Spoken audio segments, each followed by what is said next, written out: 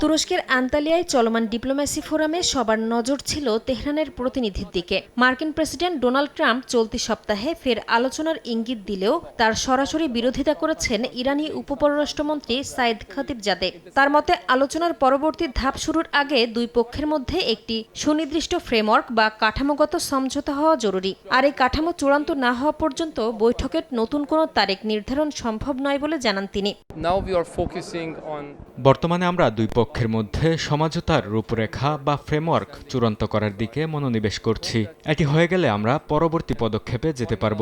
আমি সংবাদ মাধ্যমকে ধৈর্য ধরার আহ্বান জানাচ্ছি। ইরান কূটনীতির প্রতি প্রতিশ্রুতিবদ্ধ, তবে অন্য পক্ষকে তাদের ম্যাক্সিমালিস্ট অবস্থান ত্যাগ করতে হবে এবং আন্তর্জাতিক আইনের প্রতি শ্রদ্ধা প্রদর্শন করতে হবে।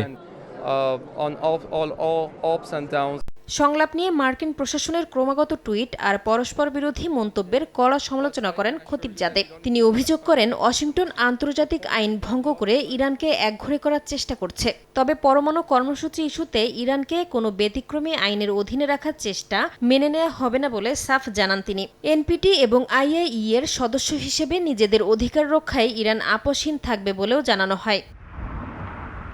এদিকে লেবানন ইসরায়েল অস্ত্রবিরতির পর হরমুজ প্রণালী দিয়ে বাণিজ্যিক জাহাজ চলাচলের বিষয়টি নিয়েও উত্তেজনা বাড়ছে। খতিবজাদে স্পষ্ট জানান, ইরান আন্তর্জাতিক সমুদ্রসীমা রক্ষায় প্রতিশ্রুতিবদ্ধ, কিন্তু যুক্তরাষ্ট্র যদি আলোচনার নামে সার্কাস চালায় কিংবা তেহরানের জাহাজ চলাচলে বাধা দিয়ে অস্ত্রবিরতির শর্ত ভঙ্গ করে তবে এর পরিণতি ভয়াবহ হবে বলেও হুঁশিয়ারি দেন। বলেন, কূটনীতিতে ইরান শ্রদ্ধাশীল হলেও নিজেদের স্বার্থে যেকোনো কঠোর পদক্ষেপ নিতে প্রস্তুত তারা।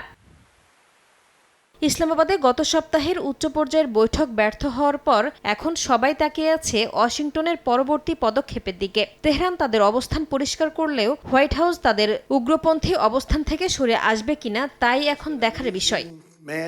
নাসরিন রুমি, সময় সংবাদ।